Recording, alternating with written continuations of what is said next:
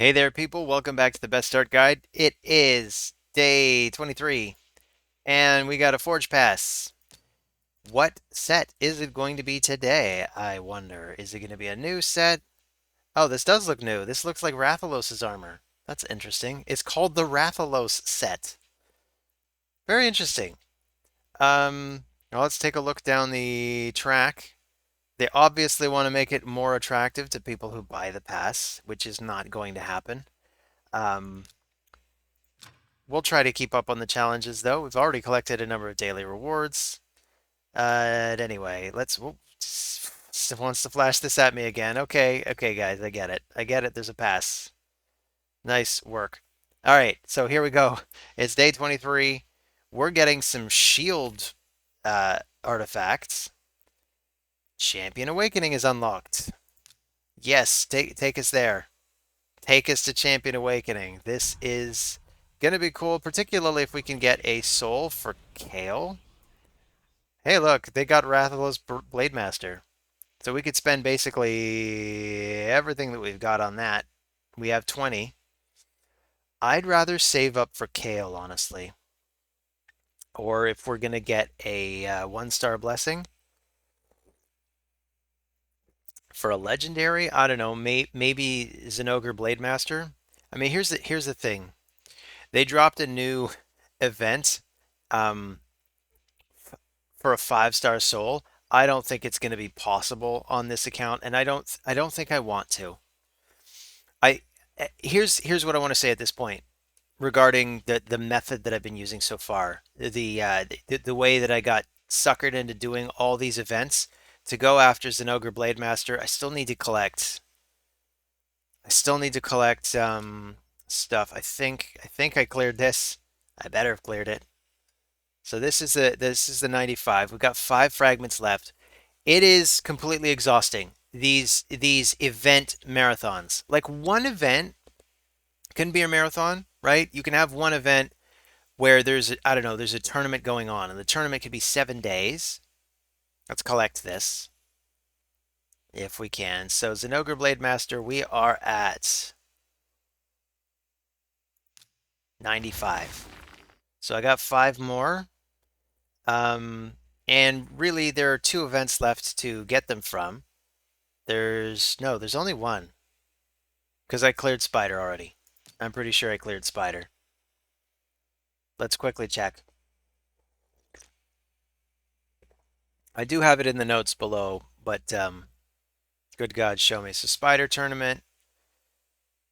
Wow, Classic Arena takedown ends in 30 seconds. I just saw that. So we're gonna do however well we do in that. But here's the thing about these events. I'm in first place in the Spider tournament. Wow. I mean, and this is the thing. I see that, and like it's tempting to keep going, but there's a whole day left. I don't know. Whoever's in second place, you're probably gonna get it because I don't think I want to keep going. I I want to start focusing on the progression of the account again. The series of events has just completely derailed my ability to manage my account, my ability to manage my life. When it's multiple events,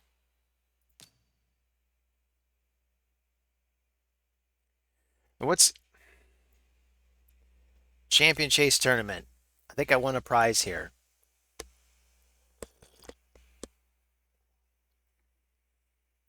So we pulled all the way up. We basically I didn't even go for the book.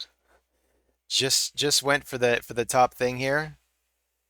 And okay. I think we have all the fragments we need. That's good because you know what? I didn't even know how I was going to handle I didn't know how I was going to handle the artifact enhancement. Let's just collect the gems. That's funny. Okay. Because artifact enhancement, what does this look like right now? Yeah, so we're at 346. I think we had to go up to 3,000. That was going to be awful. I I took I even went to the clan thing, clan quests right before they went down, And I made a point of grabbing the make 5 million extra silver because I was like, I know I'm going to at least need that.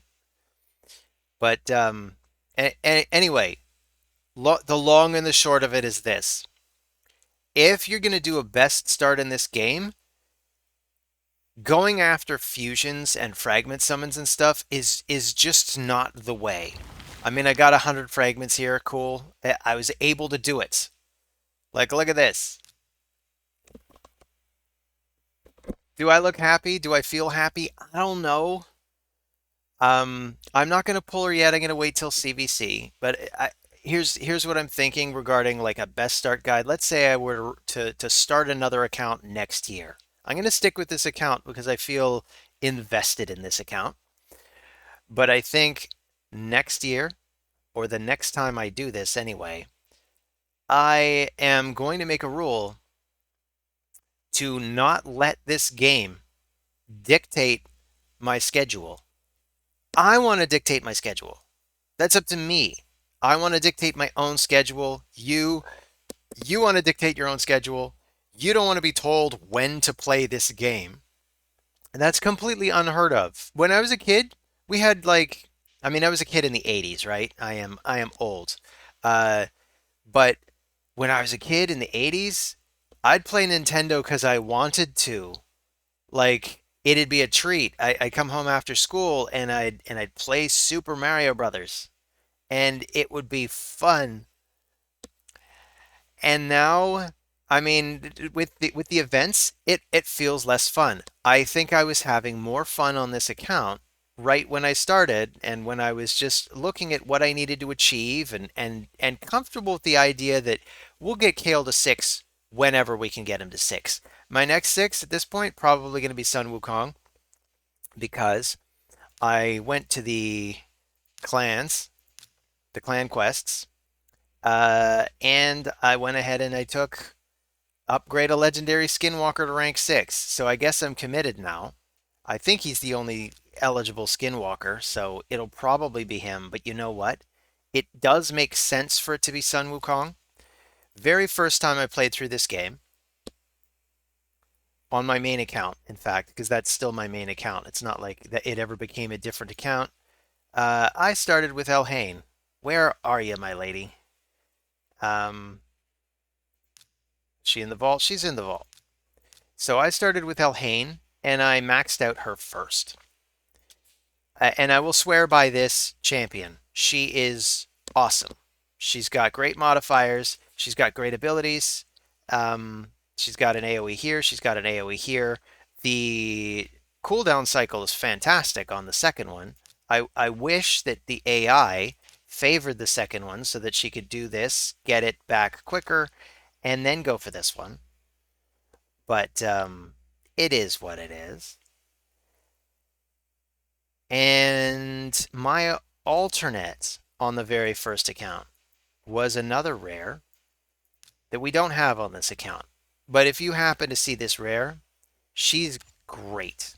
Every single one of her abilities is great. This is great. Her aura is great. You get extra crit rate. She's got additional crit rate on every ability, so you only have to build her to 75% to begin with. And if you plan on making her the leader, you only have to build her to 63% crit in order for her to have a maxed out crit rate. And if you're running her against a predominantly force team, you could even strategically take 15 off that and be running, what's that, 48%? 48% crit rate, which is 100% crit rate. It's nuts how much extra crit rate you can have by manipulating the game like that. But then you got this one that can ignore all defense, basically. It's 75% defense here. And you can basically just put her in a savage set and you're ignoring all defense now. And then you got this one, which fully depletes turn meters, so it's kind of like Cold Heart, like a mini version of Cold Heart's ability. It's the Cold Heart turn meter depletion without the enemy max HP damage. But this, because it pierces through defense, does a crap ton of damage. So this is a pretty good champion to choose. And also Spirit Affinity, it's good coverage. So on the main account, we got Kale, For coverage, we just need a second nuker. And I think Sun Wukong is it because if you look at his skills, he can ignore 50% of the target's defense. And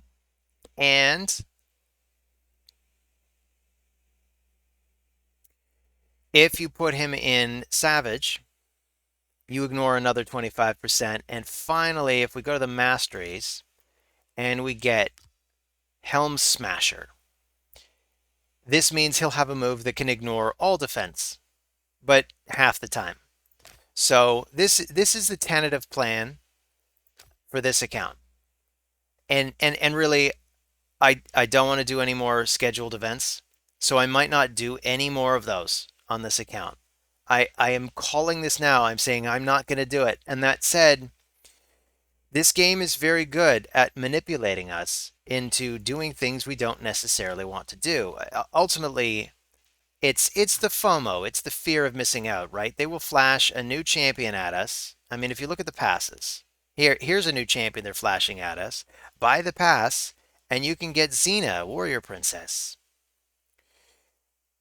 And the game's stalling, but and a number of people were suckered into doing that. The Forge Pass that's here wants people to get this track because I mean, look at the resources you're getting. 1,250 compared to how many legendary pieces? 75 legendary bits of whatever you call it, Rathalos material. Whereas you're getting 400 right here, you're getting 500 here. So you're getting like thousands of it, or maybe 1,000. Yeah, looks like it caps out at basically 1,000. Whereas if you don't buy it, you get 75. This is enough for what, like 3 pieces maybe? So they really starve you if you are a free-to-play player, and I suppose in their mind that's the way to do it.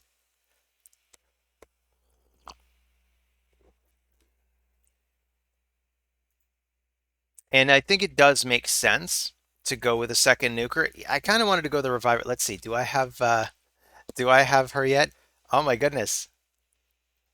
Shardio rocks. Okay, well, I'll take these.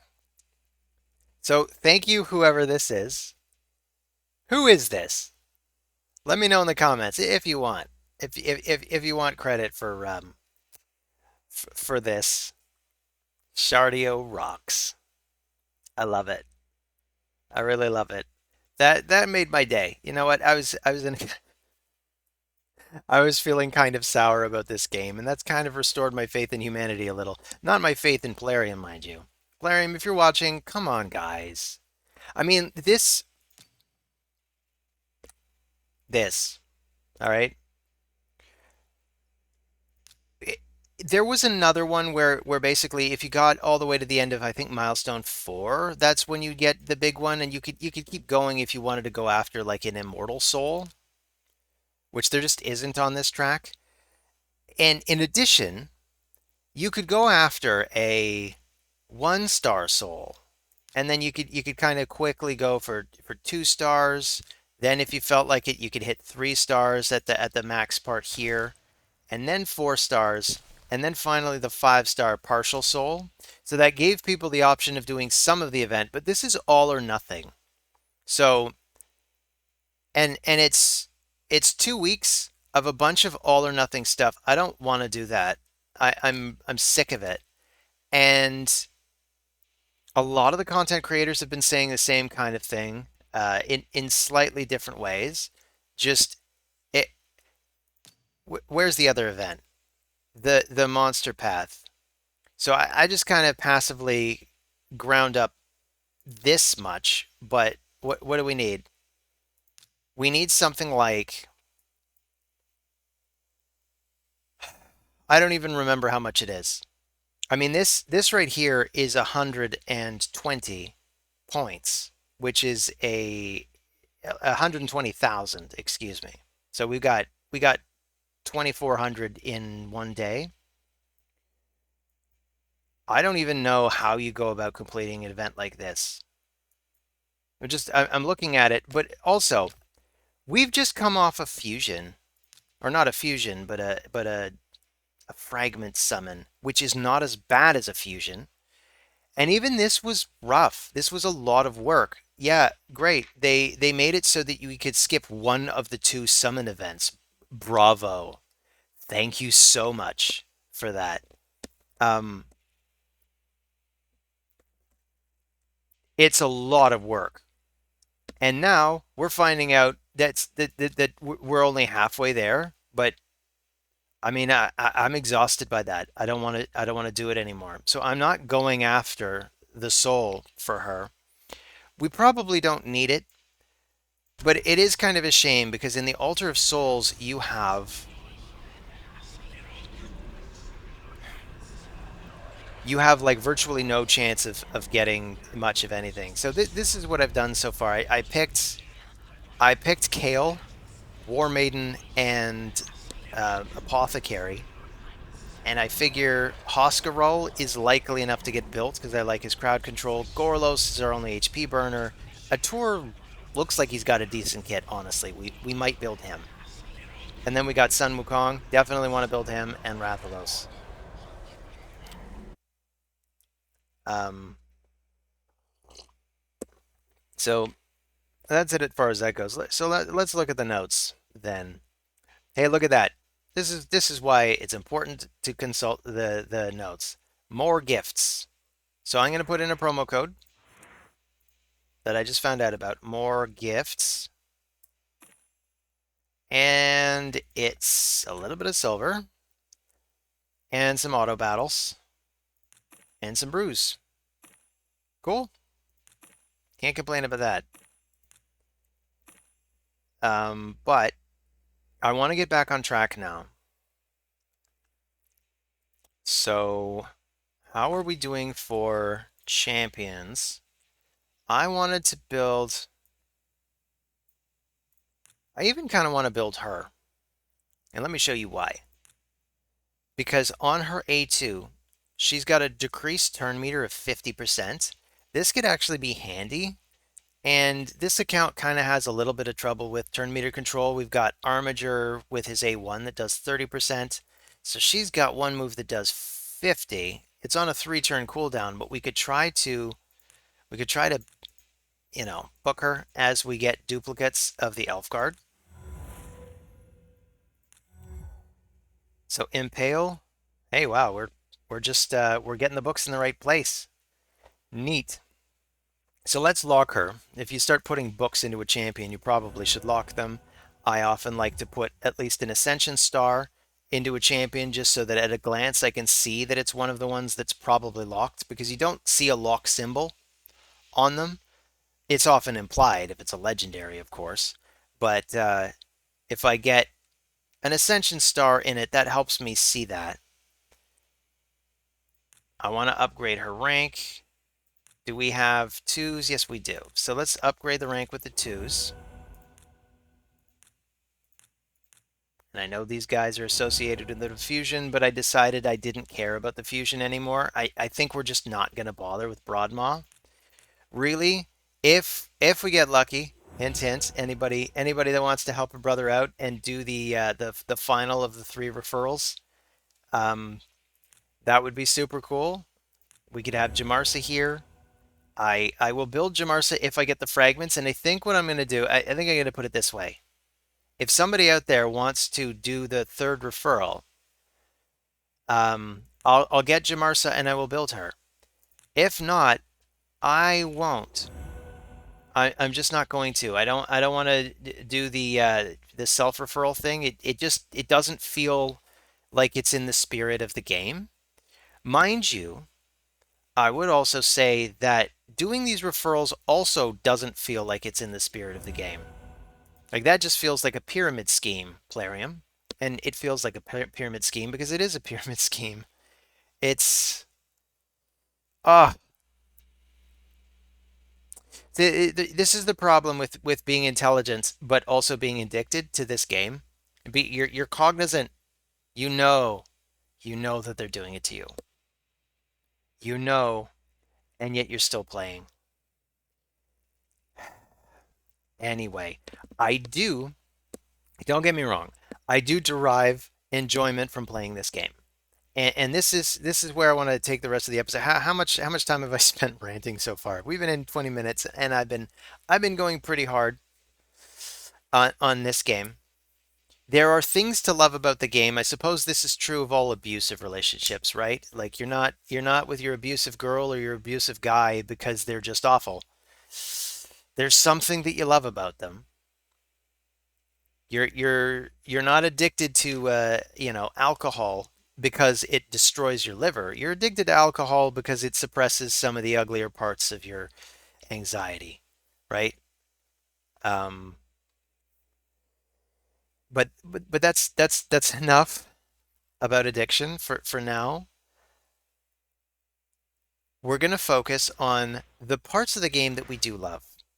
And so for the best start guide, here's what I'm thinking. We take this, we'll put this in with the used codes. I don't know when the next promo code is, but let's just leave that like that. I want to get back to being able to be the master of my own destiny and direct what I'm doing. I'm gonna put this in a different word processor just so that I can color code the text for stuff that's done. Um, Dailies and clan bosses ongoing. Missions and challenges we're gonna get back to now. In fact, what mission's right here? Lesser force. Is it a force day? It's a force day. We could just do force. Um, do I want to? Sure. We're even going to try to press force. Force is an interesting affinity because we've really only got Kale as our main DPS. I'd love to get Rathalos in here somewhere. Maybe we'll put Rathalos in the lead just because he's got a strong aura. And a bunch of spirit people. This is good. Do we really want him? Maybe, probably. I mean, we could bring our reviver. I don't know how tough he is, though.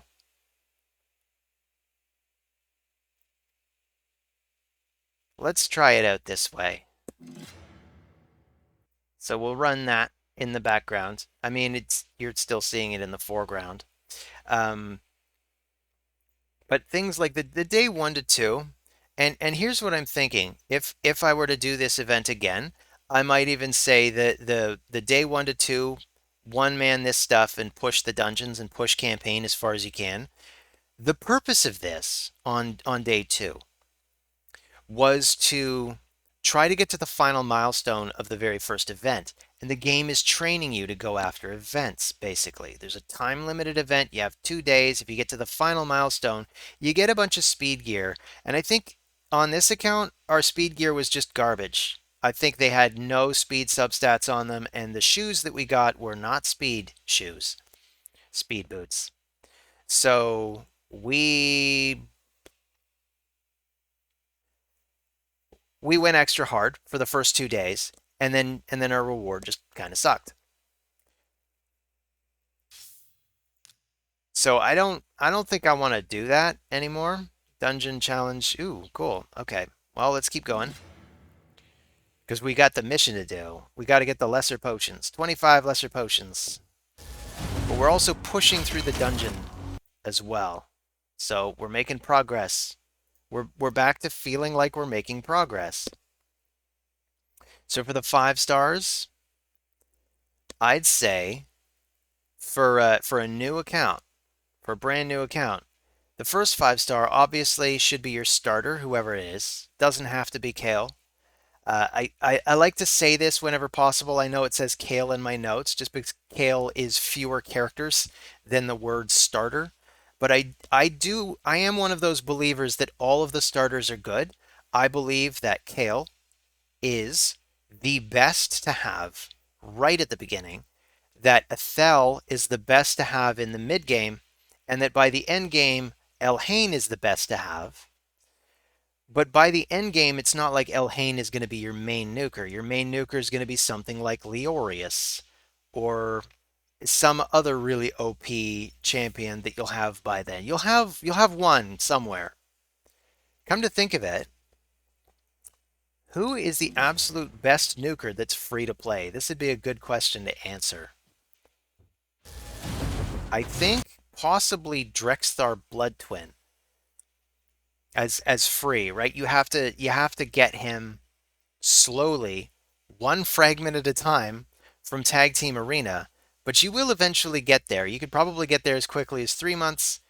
He's got a pretty high modifier on his area of effect attack, his A2. I think it's got a 5.0, and he scales off defense. So you can make him survivable. You can make him tanky. You can probably put him in regen gear. That's probably the plan for Drexthar Blood Twin, either lifesteal or regen.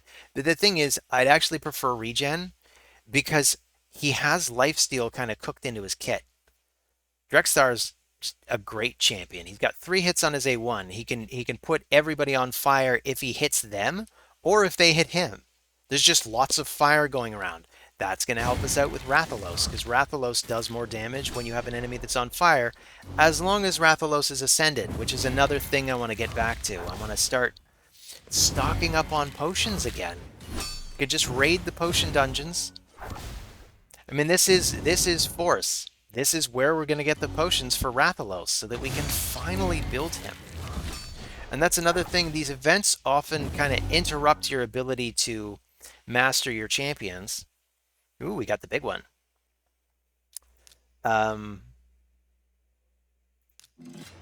Particularly if you want to farm those masteries from Minotaur, which is kind of a sucky activity. It's almost tempting to just splurge on 800 gems for the masteries for a number of champions, but we're actually going to farm Minotaur. We're going to start doing that nowish, I guess. It's another one of those things. We're just going to get on top of the basic game. And so I keep coming around to this. For the next time I do something like this, for 2025, or whenever I do a next guide on a best start, whenever I start fresh, I want to ignore events. Just no events. And that'll be a rule. Like if it's time sensitive, then you don't do it. Other than things that are like a daily thing. Obviously, Clan Boss does have a timer to it, but Clan Boss is always available, right? So I'm talking about scheduled events. I'm talking about FOMO. If you're experiencing FOMO, if you are experiencing the fear of missing out on something in the game, in that challenge, you would then say, I'm afraid I'm going to miss out on this thing. But that's the way it's got to be. I'm afraid I can't do that, Dave. Actually, I don't know if I'm Mandela affecting that line. It might just be I can't do that, Dave. You know, I've actually never seen that movie. Who here has seen 2001: A Space Odyssey? I tried to sit through it a number of times, and you know, like when I was in my 20s, and at parties, and people were consuming alcohol and doing other narcotics, and going on about how amazing it is to be high and watching that movie. And I'd just be sitting there not high because I was a teetotaler in my 20s. I don't know if you find that believable or not, but I've seriously never done drugs. I've never done drugs. I don't drink a lot of alcohol. I'm just a very weird person. But I found 2001: A Space Odyssey really boring. Just couldn't get through it. It's just, you start the movie and it's just like, bah, bah, bah, da-na. And it's like they're trying to just boom, boom, boom, boom, boom, boom, boom, boom. Like, what, like, I don't know. I don't get it. I don't get it, Kubrick. I have actually seen some Kubrick movies. I just haven't really sat through all of that one. I managed to make it all the way through The Shining. That's really something. That is a soul-crushing movie. And apparently, Uh, it was soul crushing, particularly for the lead female actress, whose name I've completely blanked from memory, but she did not have a good time. And uh, and the director of the movie made a point of telling people not to talk to her and not to interact with her and make her feel isolated. Basically, because I guess he was trying to impose a kind of method actor mentality onto her. Jesus Christ, Kubrick, you are a prick. You got to hand it to him, though. I mean, he makes good Kubrick movies. That's the thing about these auteur directors, right? And I know I'm dropping a lot of words that you probably only hear from like film studies nerds. That's because I'm a film studies nerd. That's what I really am.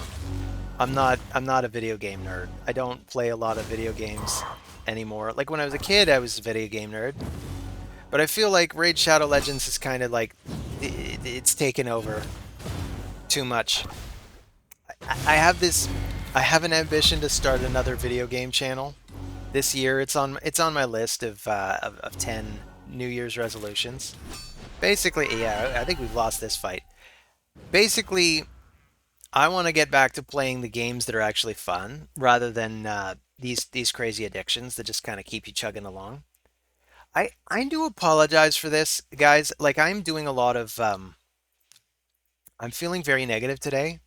Here full disclosure, my my girlfriend just left on a trip uh because she needed to. Her mom just passed away. She needed to get away. She's gone to a resort in Mexico with her best friends, and I'm just gonna kind of be alone for the next 5 days.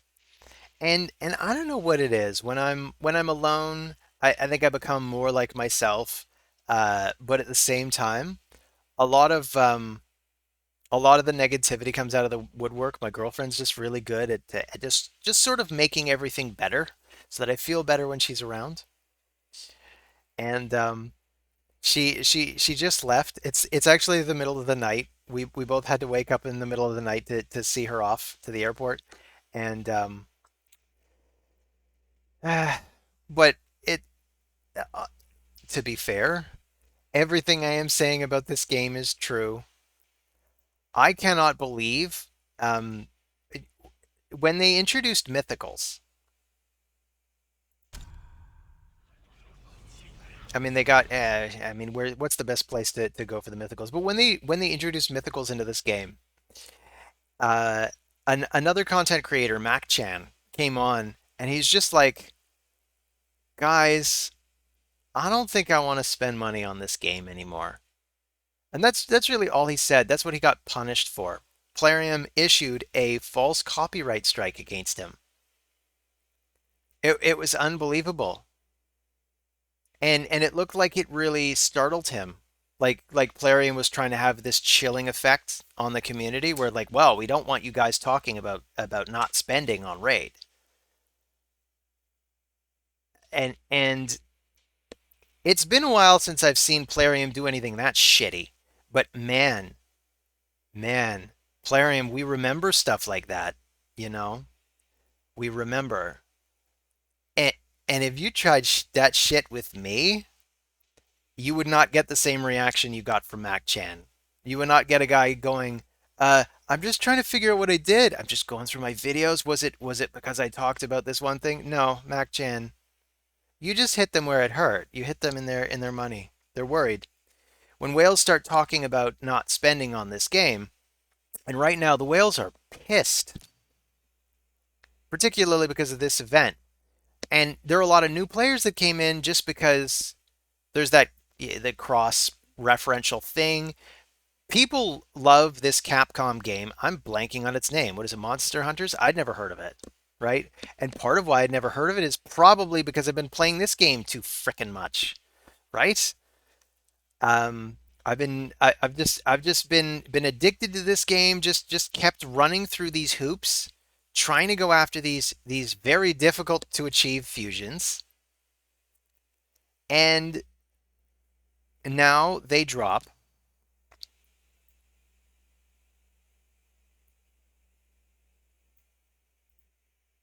A steaming turd on everybody.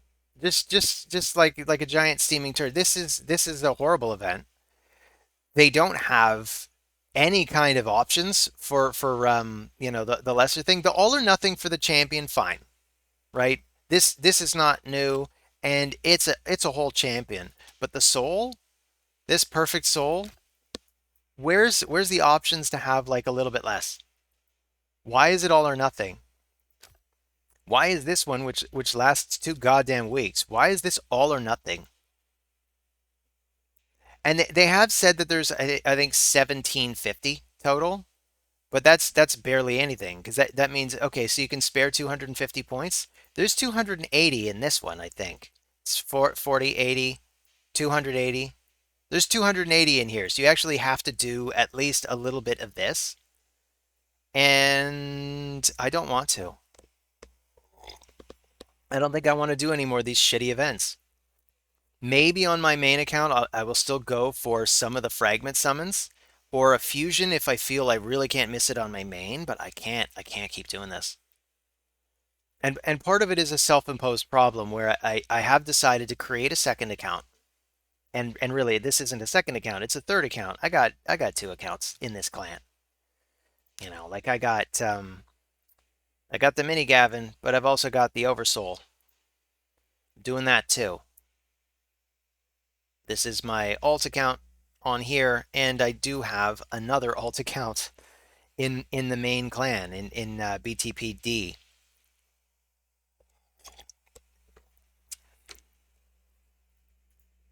Out of curiosity, how is the Beanie Babies? What is the code for the Beanie Babies? I'm gonna plug the Beanie Babies right now. Please join the Beanie Babies. It's BNZS. So let's see. How many people have joined the Beanie Babies? There are 4. Cool. We got 4 members now. So anybody looking to join our clan cluster, this is a new clan. I'm not the leader. It's Beanie Senpai. He's created his new account. I'll have some kind of a link below, but in game, it's BNZS. That's what you want to do. You want to look for BNZS, and you can join his. I'm sure he'll plug his own clan. It's nice to see it grow. It'll be nice to see how that unfolds because this is the one thing about the mini Gavin account that I've created. I'm not joining a fresh clan. This clan has stuff unlocked. This clan has Ultra Nightmare Clan Boss unlocked.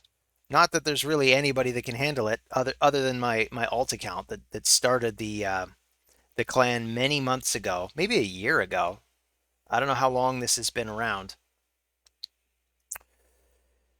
But anyway, so let's take a look at the missions. We got 6. We need 25 lesser force potions. Let's make that happen from stage 5 or lower. What's maybe the best one to farm? We'll look at the times here. 11, 1 minute for 10 energy. That's probably the best deal. I think I'm comfortable just running that. Here, we'll run it 4 times. And then we'll go to the notes. So, I did want to talk about faction wars. I'm going to mention this briefly. I might even give this its own episode because there is I have a new approach that I want to take. You know what? This is just going to be episode of new approaches, right? So we'll talk about the new approach to faction wars. I want to make sure I collect 1 champion per faction that has an AoE. Ideally, a rare with an AoE.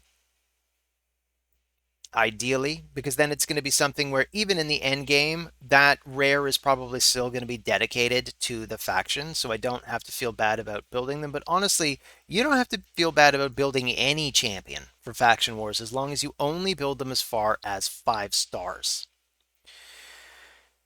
So, for I want to go through each faction, and honestly, you know what? here, let's shut this off because we could go through this together now, and this might be a good way to do this. We can go to the index, and no, here's a better way to do it. I'm going to go to my champions because so far I have set aside a number of them.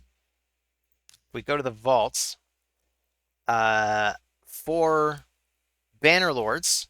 We have Rathalos for Bannerlords, so that has that covered. I also pulled Valerie at some point, and she'd be good support as well. But basically, for a solo champ, Rathalos could do it. He's got a bunch of AoEs. For High Elves, we've got Elhain, so she could do it. So if you start with Elhain, obviously her. If you didn't start with Elhain, then who? Then I don't know, because you can go with this. Really, this should be its own episode.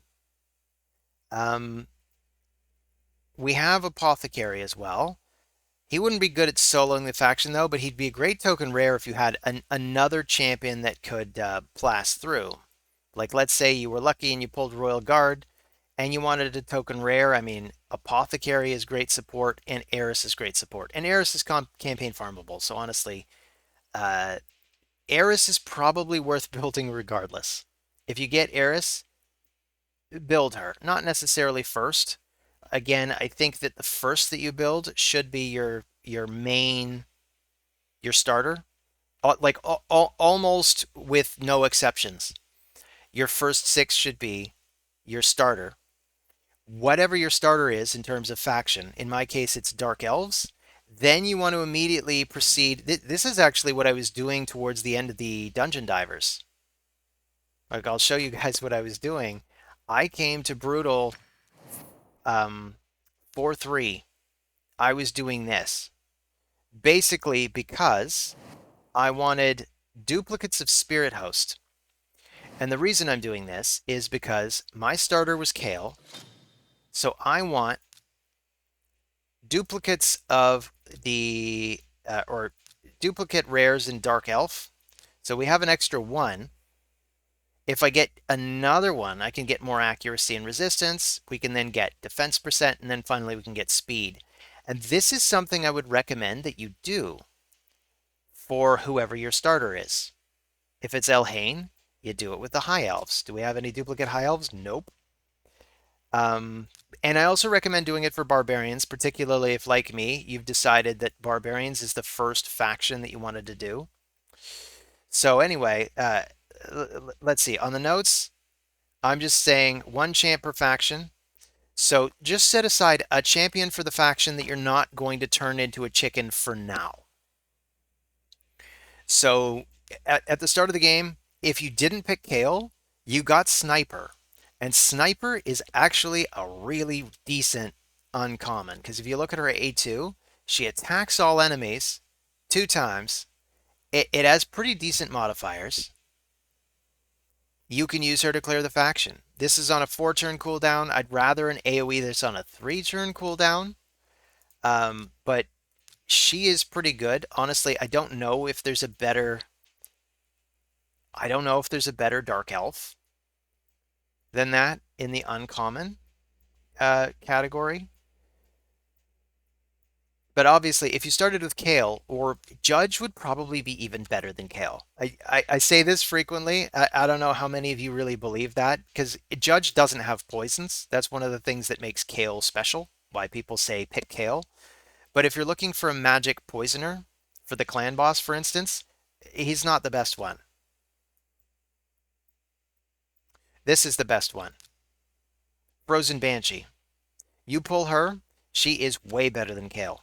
For clan boss, for other bosses, she is the best. She's got poison sensitivity, which increases the damage of poisons. And when she gets this up, anytime she uses her A1, she adds 2 poisons.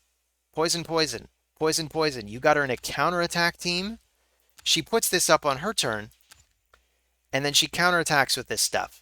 And then on the next turn, she attacks with this stuff. That's 4 poisons. And then counterattacks with it. That's 6 poisons. It's crazy amount of poisons. This is the only poisoner you will ever need if you pull Frozen Banshee. But there's nowhere you can farm her. You have to get lucky. Um, but I feel like I spend a lot of time explaining why Kale's not as great as people say that he is, despite the fact that I am ironically, of course, going with him as my starter.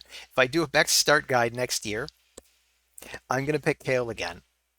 I believe in him that much, but what I might do is I might try building out somebody else first, like Shield Guard, because I do believe in Shield Guard, but I don't know. It's pretty difficult to come up with a better first 6-star than the starter, and it's pretty hard to come up with a better starter than Kale. I can make a case for Thel.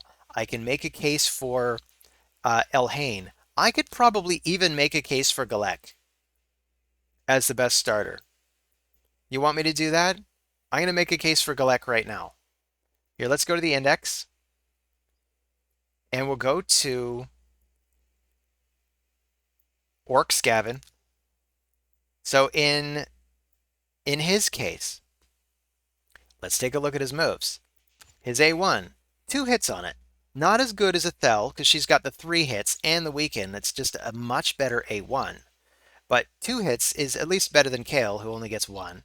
And Elhain, who gets 2, but Elhain's is situational. She only gets the second hit if the first is a crit. Galek just gets 2 hits. So it's 1, 2. Great, so he's got 2 hits here. He has an AoE on a 3-turn cooldown. That basically makes him identical to the others. Elhain has that. Kale has it, and I'm going to very quickly go to here because I'm trying to remember if a Thel's is on a 3-turn cooldown. It is. So here's the thing about a Thel. She's got a self buff which gives her a free turn. So she could use this AoE on a 3-turn cooldown and then immediately use this. And then there's only 1 turn left before she gets to this again. And if you have any masteries or any stuff at all that lowers your cooldown by a turn, you might be able to use your AoE, self-buff, and then just use your AoE again. So that's an advantage that Thel has. In Galek's case, I guess this is a roundabout way of me saying that in Galek's case, at least he doesn't have a disadvantage in terms of getting around to his big AoE. And then he's got this move, which unfortunately doesn't have a cooldown reduction like Kale does. So Kale can reduce this one to 4 turns. Elhain can reduce her alternate AoE to 4 turns. And here's poor Galek, 5 turns on his quadra hit. So that, I mean, that's kind of difficult for me to defend. But he does have 4 hits here. He's got 2 hits here. So let's say he's up against the Fire Knight. You've already got a quadra hit on the first hit, and then you got 2 hits on the second. That makes him equal to a Thel for the first 2 hits, and in fact, even better, because he can get 4 of those hits first. So you can use that against Fire Knight. He has the decreased defense cooked into his kit, so you don't need to worry about getting War Maiden. But I guess the case for a Thel would be if you got War Maiden and you got a Thel, you've got both the weaken and the decreased defense. But anyway, we're talking about factions, right? Coming back to the notes, we're talking about factions. So try to lock 1 champion from every faction. So on this account, I locked most of the champions that you see in here then.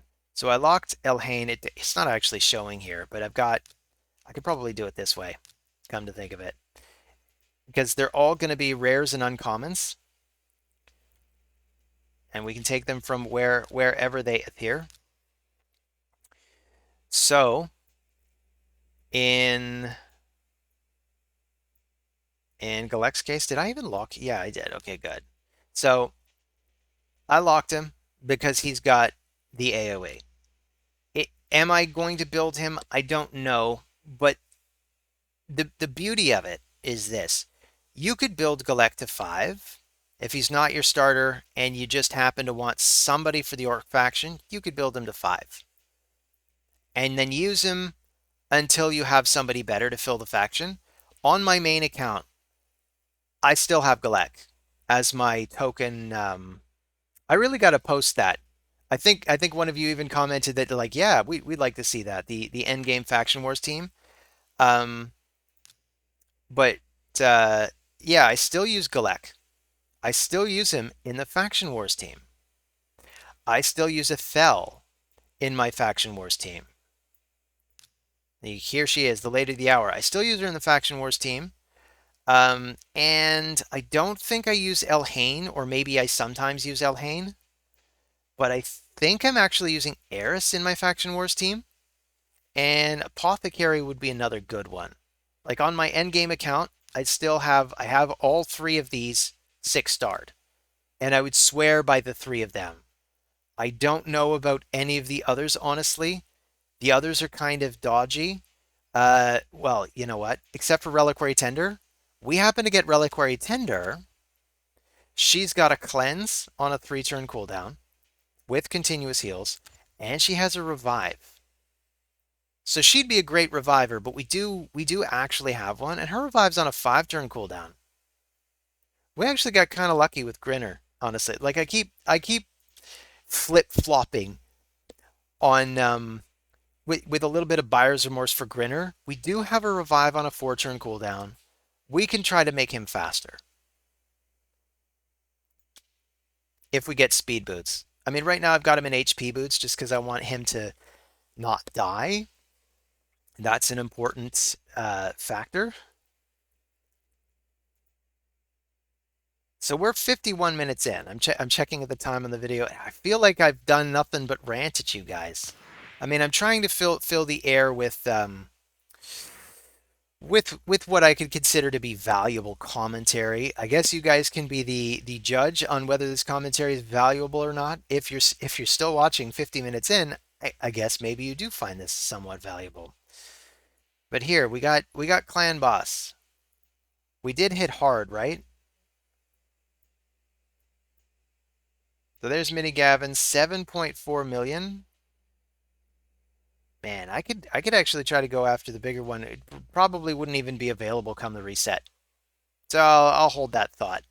7.41 million gets us the warrior chest. That's not even as good as what we're getting from normal. This is why I say if you're hitting hard, you should really be trying to get that bottom chest. Because even the knight chest, let's see, the knight chest gets 2 drops, the guardian gets 3. This is really the best chance at a shard to go after this. I mean, heck, why not?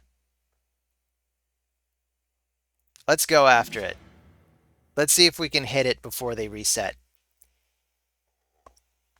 I'll probably only be in here for about 2 minutes anyway.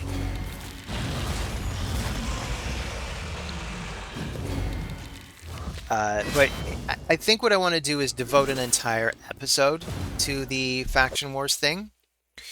So that will be somewhere. I might try to line this up with either Dark Elf or Barbarian.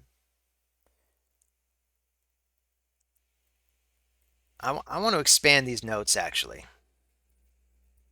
I'm just gonna say expand. I don't know, fuller plan. I'm gonna have a fuller plan for you guys because basically I'd say start by focusing on 2 factions. And for me on this account, those 2 factions are going to be Dark Elf and Barbarian. I would actually recommend that one of your 2 factions be Barbarian just because of how easily you can acquire Barbarians and how good they are, the ones that you can get. Shield Guard, I mean, you can see him like hanging on in this fight right here. You can build him nice and tanky and still do a lot of damage with him. He's particularly good in lifesteal. He can shake it off. So if he becomes the stun target, which is likely enough to happen because this is magic, he'll just shake it off and then take a turn as normal. So for early game clan boss, it's nuts how good he is. War Maiden is also probably the best debuffer that you can guarantee that you get outside of starting the game with somebody like Deacon or Tyrell. You're pretty much looking at War Maiden, and Tyrell, even Tyrell is not necessarily a perfect replacement for War Maiden because Tyrell, if you look at his cooldowns on his main decreased defense, it's on a 4 turn cooldown. That's the one thing I really don't like about Tyrell. I feel like he needs a little bit of a buff. And Plarium, I know I've been hard on you in this particular episode, but nevertheless, could you guys please give Tyrell like just a mini buff? Just get it to a 3 turn cooldown, as opposed to going the other way around and nerfing poor War Maiden and saying like, well, War Maiden has okay, we already hit the reset. That's too bad. But we got 3.9. That's pretty good. So what are we getting from our warrior chests? We're getting a weapon with some speed on it, okay. And we're getting gauntlets with really, really garbage stats. Man, let's just sell it. Um, but yeah, one faction I'd say you should go after, Barbarian. But I'd leave that to you guys. It would be the kind of thing where you're going to determine your own destiny. Um, we have another key too. Cool how that lined up. Yeah, let's see how much damage we're doing to normal.